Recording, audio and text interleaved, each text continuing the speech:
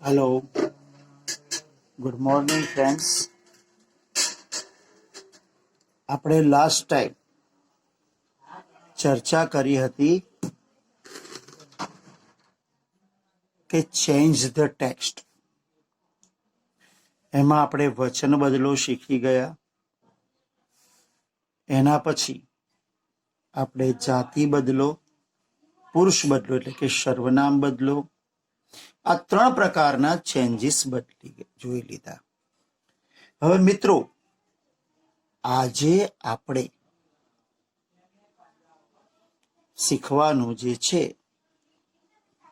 એ છે change the voice. વાક્યો active વોઇસમાં હોઈ શકે, પેસિવ વોઇસમાં હોઈ શકે. હવે સૌથી પહેલો પ્રશ્ન, આ વોઇસ છે શું? મિત્રો, આ સૌથી મહત્વનું છે સમજવાનું. એટલા માટે કે સામાન્ય રીતે મેં એવું માર્ક કર્યું છે કે છોકરાઓ જ્યારે વોઇસ ચેન્જ શીખે છે ત્યારે એ વસ્તુને પ્રોપર શીખવાના બદલે એવું સમજાય છે કે ભાઈ આગળનું પાછળ લાવી દેવાનું, પાછળનું આગળ લાવી દેવાનું એટલે વોઇસ થઈ ગયું. હકીકતમાં વોઇસ એને નથી કહેવાતું. બીજી મહત્વની વાત કે વોઇસ ચેન્જ કરો ને ત્યારે તમને કહ્યું નહીં હોય કે તમારે વોઇસ ચેન્જ કરવાનું છે. ધેટ મીન્સ પહેલા તો તમારે ઓળખવું પડશે કે આ પેરેગ્રાફ ચેન્જ ધ વોઇસ નો છે. નેક્સ્ટ, સાથે સાથે એ પણ નહીં કહ્યું હોય કે એ એક્ટિવ વોઇસ છે કે પેસિવ વોઇસ છે. એ તમારે ડિસાઈડ કરવાનું કે આ એક્ટિવ છે અને એને પેસિવમાં ફેરવવાનું છે, કાં તો આ પેસિવ છે અને એને એક્ટિવમાં ફેરવવાનું છે. એટલે મિત્રો, એક્ટિવ અને પેસિવને રૂલ્સ 3 જ રૂલ્સ પર આખું એક્ટિવ પેસિવ રચાયું છે. પણ એ 3 રૂલ્સ બહુ જ સમજી વિચારીને જો કરો તો લગભગ 12મા સુધી ગમે તેવા એક્ટિવ પેસિવના વાક્યો આવે તમને ફેર ના પડે, તમને આવડી જ જાય. 3 જ રૂલ્સ પર ચાલે. 3 રૂલ્સ તમારે આત્મસાત કરવા પડે. ઈઝી છે. એટલે સૌથી પહેલા તમારે તો એ ધ્યાન રાખવાનું કે રૂલ્સ કેવી રીતે યુઝમાં લેવાય છે. રૂલ્સ બધા લખેલા હોય બહુ વાંધો ના આવે, રૂલ્સ ગોખવા એટલે ફટાફટ ગોખાઈ જાય. પણ એ રૂલ્સ કેવી રીતે વાપરવા એ પણ તમને આવડવું જોઈએ. હવે મિત્રો, અત્યારે હું તમારી સાથે જે વસ્તુની ચર્ચા કરું છું, પહેલા એ વસ્તુ શું છે એ સમજી લઈએ. ટોપિક શું છે? તો મેં કહ્યું એમ કે આપણે ચેન્જ ધ વોઇસ શીખવાનું છે. વોઇસ માં 2 પ્રકારના વોઇસ હોય, એક એક્ટિવ વોઇસ અને બીજું પેસિવ વોઇસ. હવે એક્ટિવ વોઇસ શું છે અને પેસિવ વોઇસ શું છે, પહેલા એ સમજો. જો વાક્ય એક્ટિવ હોય તો એમાંથી તમારે પેસિવ વોઇસમાં ફેરવવાનું, અને પેસિવ વોઇસ હોય તો એમાંથી એક્ટિવ વોઇસમાં ફેરવવાનું. એટલે હાલ પહેલી ચર્ચા કરીએ આપણે એક્ટિવ વોઇસની. મિત્રો, ગુજરાતીમાં જેને તમે કર્તરી વાક્ય રચના કહો છો એ એક્ટિવ વોઇસ. આપણે ગુજરાતીમાં જે વાક્યો હોય છે, જેમ કે મેં ટીવી જોયું, હું સવારે વહેલો ઉઠું છું, હું અંગ્રેજી શીખવું છું, તેઓ સાંજે રમકડા રમે છે, બાળકો વાર્તાની ચોપડી વાંચે છે. હું મારો પાઠ લખી રહ્યો છું. તેણે જમી લીધું છે. આ બધા વાક્યો કર્તરી વાક્ય રચના છે. બરાબર? મીન્સ કે સૌથી પહેલી એની ઓળખ કે આ પ્રકારના વાક્યોમાં જે કર્તાનું સ્થાન હોય છે એ ક્રિયાપદની પહેલા, એટલે કે વાક્યમાં જ્યાં પણ ક્રિયાપદ આવે એના પહેલા કર્તા મૂકવો પડે. એક્ટિવ વોઇસનો મતલબ એવો થાય કે જ્યાં કર્તા એક્ટિવ છે, સક્રિય છે, કર્તાના બેઝ પર રચાયેલું, જ્યાં કર્તા સક્રિય છે. હું તમને ઉદાહરણ આપું. જો હું ક્રિકેટ રમું છું, અહીંયા હું સક્રિય રૂપે પહેલા જ મુકાયું. બરાબર? તેણીએ પાઠ લખ્યો, તો તેણીએ સક્રિય છે, પહેલા જ મુકાયું કે તેણીએ પાઠ લખ્યો. જ્યાં કર્તા સક્રિય હોય એને કહેવાય એક્ટિવ વોઇસ. અને કર્તા સક્રિય હોય એટલે એ હંમેશા વાક્યમાં શરૂમાં, એટલે કે ક્રિયાપદની પહેલા આવે. કોઈ પણ વાક્ય તમે લો ત્યારે એ વાક્યમાં કર્તા જો પહેલા આવે તો એ બધા એક્ટિવ વોઇસના વાક્યો છે. એટલે એક્ટિવ વોઇસ માટે તમારે આ સમજી લેવાનું ખાસ કે મૂળભૂત રીતે તમે વાક્યમાં જ્યાં ક્રિયાપદ આવતું હોય એના પહેલા કર્તા ગોઠવાઈ જાય, એ ક્રિયાનો કરનાર, તો એને એક્ટિવ વોઇસનું વાક્ય કહે છે. હું તમને કેટલાક એક્ઝામ્પલ આપું, ધ્યાનથી જુઓ. હી ટીચીસ મેથ્સ. આ ટીચીસ ક્રિયાપદ છે. કોણ શીખવે છે? હી. ડઝ નોટ લાઈક ક્રિયાપદ છે. શું કોને નથી ગમતું? રાહીને. વિઝિટ ક્રિયાપદ છે. કોણે વિઝિટ લીધી? તમે. What do they buy? કોણે ખરીદવાની વાત ચાલે છે? તેઓને. પ્લેસ, કોણ રમે છે? કરતા. રાઇટ, કોણ લખ્યું છે? કોણે લખ્યું? વીણાએ. ડ્રિંક, બરાબર. કોણે ડીડ નોટ ઈટ? કોણે નથી ખાધું? તેણીએ. કોણે વેચ્યું છે? તેઓએ. કોણે ખરીદ્યું છે? ખેડૂતોએ. કીર્ડ, કોણે માર્યું? વુ, કોણ. મિત્રો, આ બધામાં ધ્યાનથી જુઓ, જે ક્રિયાપદ છે teaches, like, visit, buy, place, wrote, ઈટ,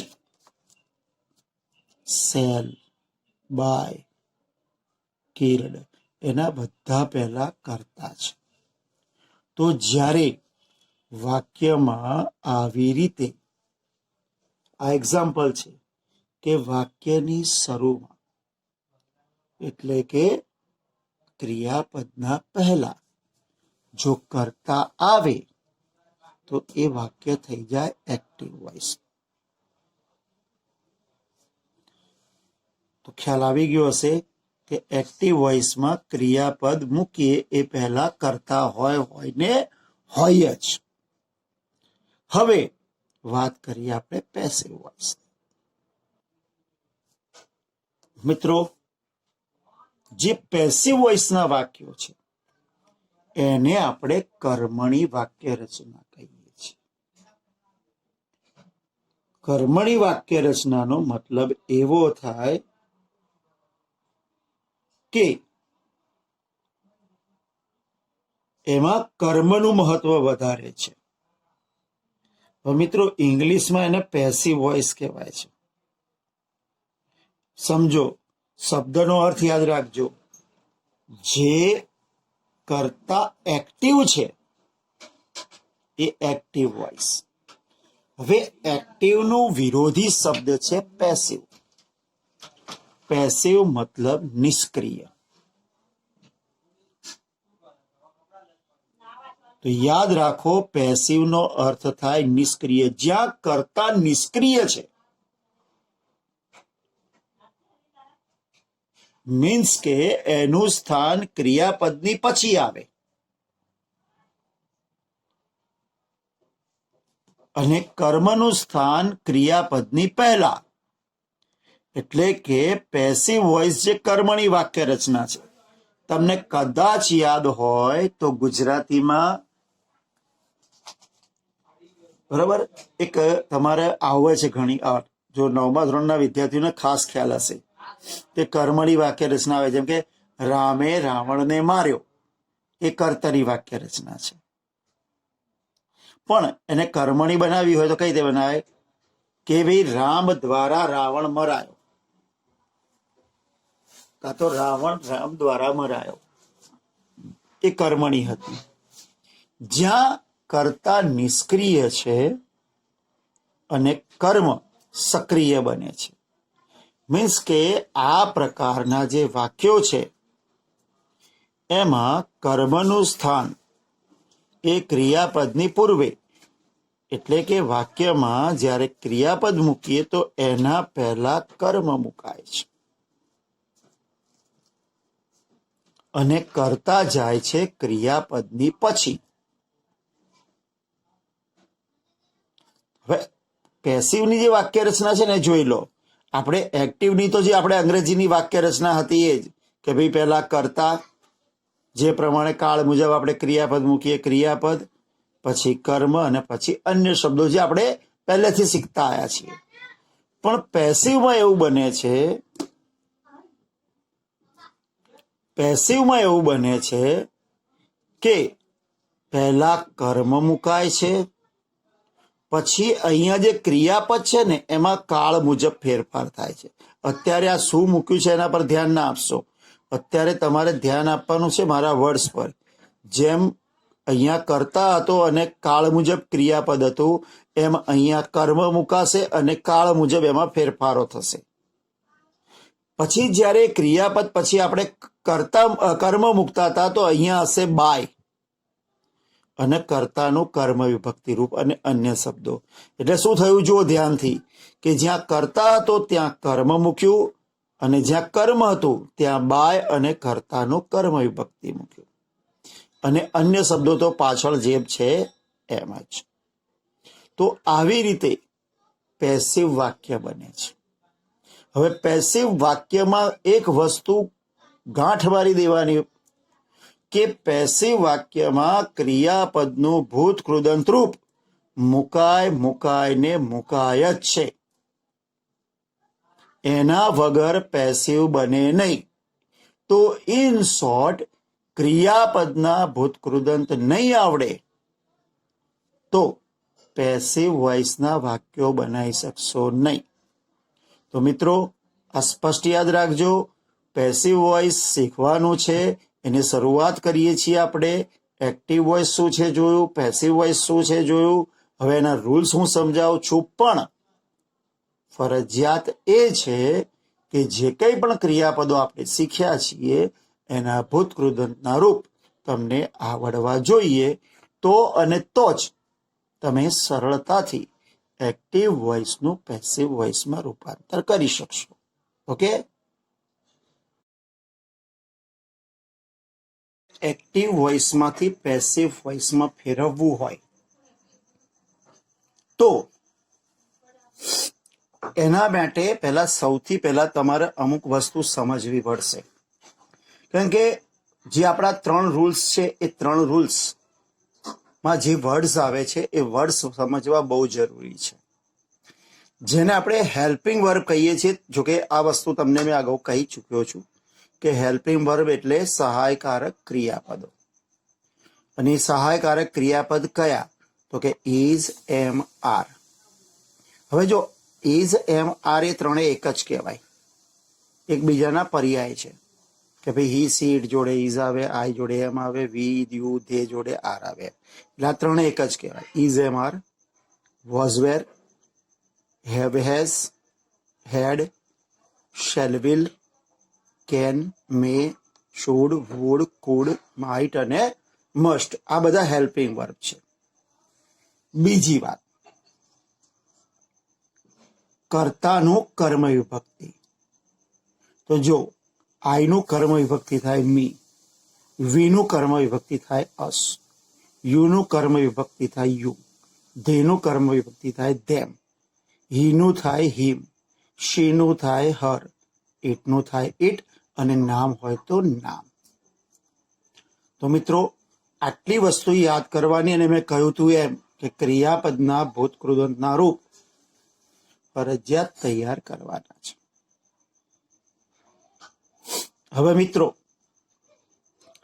મેં તમને કહ્યું હતું એમ કે એક્ટિવ પોએસિવ ના નિયમો છે બહુ ઈઝી છે. જ્યારે તમે એક્ટિવ વોઇસનું પેસિવ વોઇસમાં રૂપાંતર કરશો ત્યારે કોઈ પણ પ્રકારના વાક્ય કોઈ પણ કાળના હોય તમે ઇઝીલી એનું રૂપાંતર કરી શકો જો તમારી પાસે 3 બેઝિક રૂલ્સ હોય. આપણે દરેક કાળનું અલગથી રૂપાંતર કરવાનું હું તમને શીખવાડીશ. આજનો જે વિડીયો છે એ માત્ર એક્ટિવનું પેસિવ ફેરવવાના નિયમો અને એનો બેઝિક પરિચય આપવાનો છે. આપણે સાદા વર્તમાન કાળથી નેક્સ્ટ લેક્ચરમાં શરૂ કરીશું કે કેવી રીતે એક્ટિવનું પેસિવ થાય છે. પણ અહીંયા આજે તમારે બેઝિક રૂલ્સ તૈયાર કરી લેવાના છે. રૂલ્સ નંબર 1, સૌપ્રથમ કર્તાને સ્થાને કર્મ મૂકો. મિત્રો શબ્દો યાદ રાખજો શું લખ્યું છે, કર્તાને સ્થાને કર્મ મૂકો. એટલે કે એક્ટિવ વોઇસમાં જે સ્થાન ઉપર કર્મ છે એને ત્યાંથી લાવી અને જે સ્થાન પર કર્તા છે ત્યાં મૂકવાનો છે.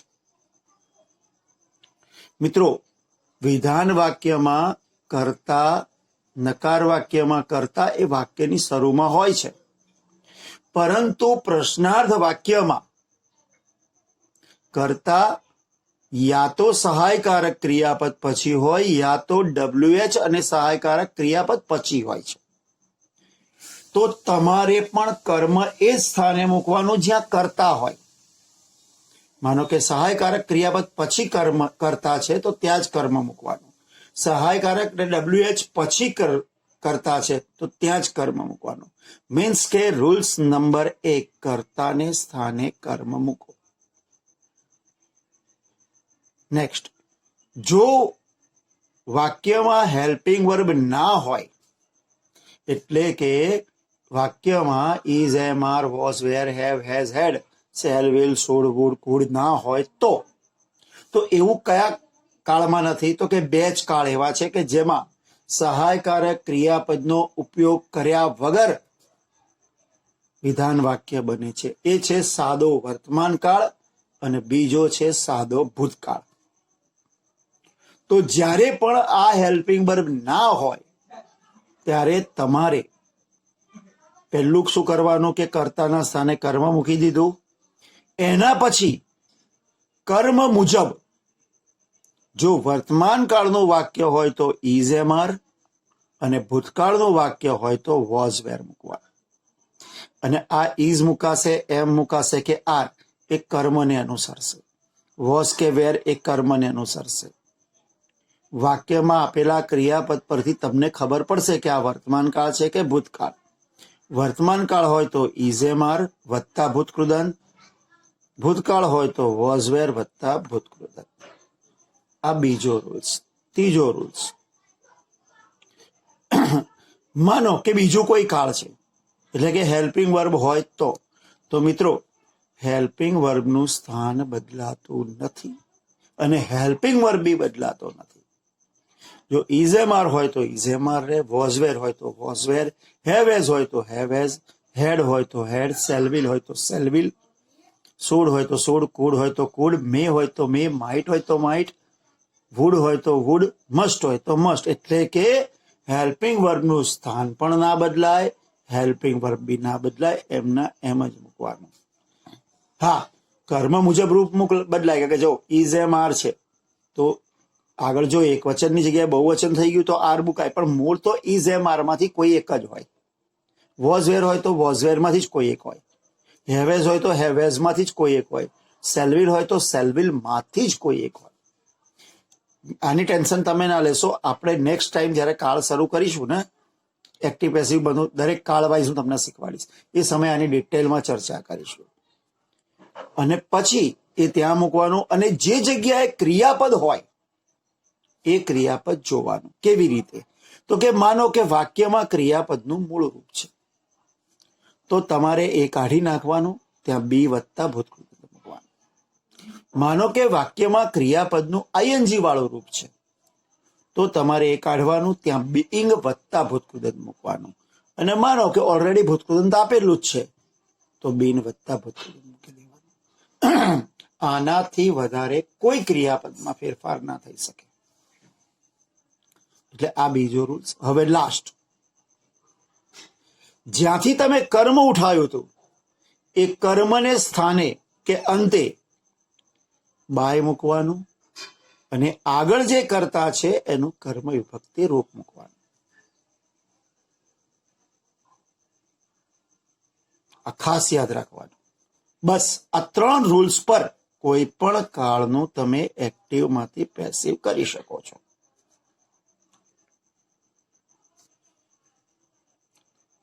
ઘણી વાર તો એવું બી બને, જો હવે આ હું તમને જે વાત કરતો હતો પેસિવ વોઇસ ને સમજો.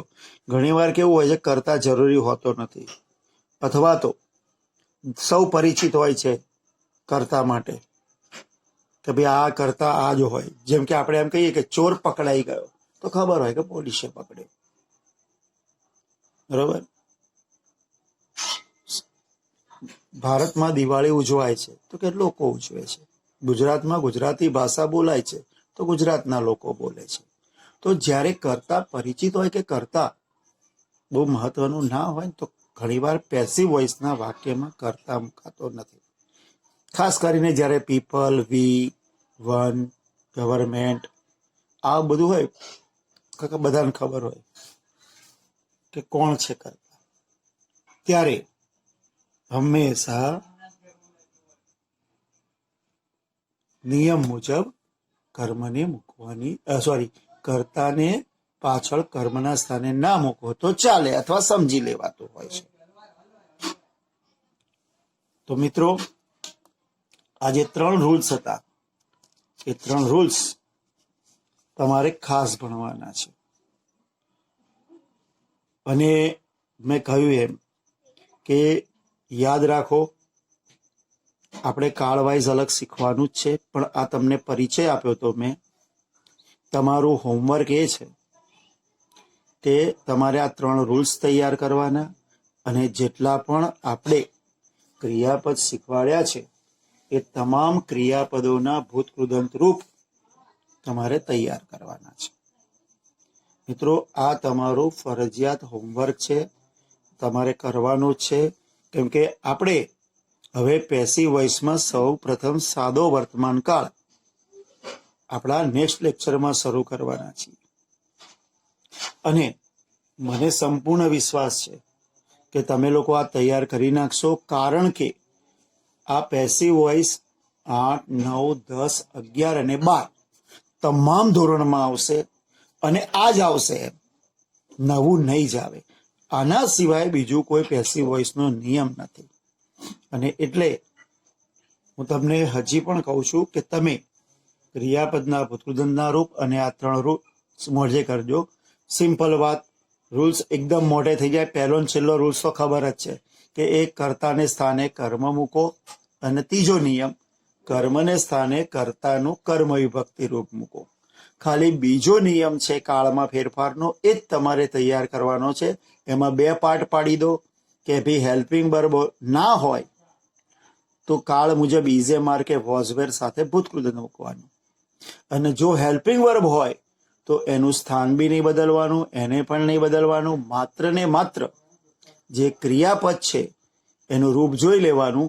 મૂળ રૂપ હોય તો બી વત્તા ભૂતકૃદંત, આઈએનજી હોય તો બીંગ વત્તા ભૂતકૃદંત, અને ઓલરેડી ભૂતકૃદંત આપ્યું હોય તો બીન વત્તા ભૂતકૃદંત. મિત્રો, આના સિવાય જેટલા બી શબ્દો હોય વાક્યમાં, જેટલું લાંબુ વાક્ય હોય, બીજા કોઈને ટચ કરવાનું નથી, જેમ છે એમ જ મૂકવાનું છે. આ સમજ માટે છે. સંપૂર્ણ વાંચી તૈયાર કરી લેજો.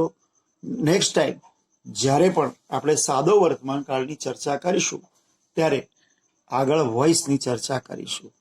તો આપણે હવે ત્યાં સુધી તમારી રજા લઈએ. આશા રાખું છું કે તમે આ તૈયાર કરી લેશો. તો ચલો મિત્રો, આવજો. Thank you very much.